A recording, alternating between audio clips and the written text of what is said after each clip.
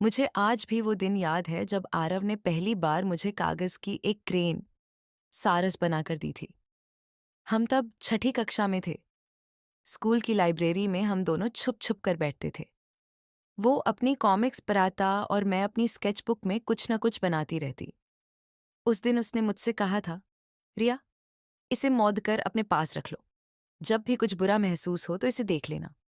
मैंने पूछा, क्यों? इससे क्या होगा?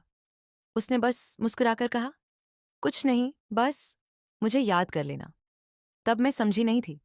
औज 27 साल की उम्र में वो क्रेन अभी भी मेरे कमरे में एक छोटे से डिब्बे में रखी है, थोड़ी सी मुरझाई हुई। किनारे थोड़े काले पडेज गए हैं, लेकिन वो आज भी मेरे पास है।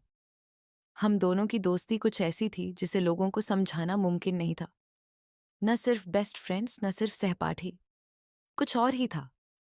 कुछ ऐसा जिसे हम दोनों ने कभी कोई नाम नहीं दिया। शायद डर था कि नाम देते ही वो रिश्ता टूट जाएगा। आरव और मैं, ये अपने आप में एक पूरा वाक्य था। वो मुझे ड्रामा क्वीन कहता था, मैं उसे कैलकुलेटर ब्रेन।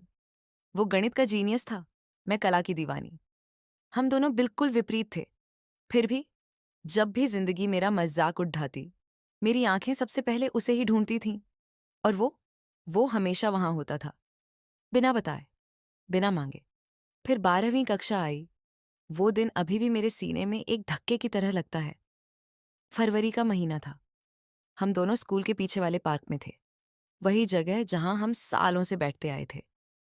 उसने घास पर पड़ा एक पत्थर उठाया, उसे हाथ में घुमाता रहा और धीरे से बोला, रिया, मुझे जाना पड़ेगा।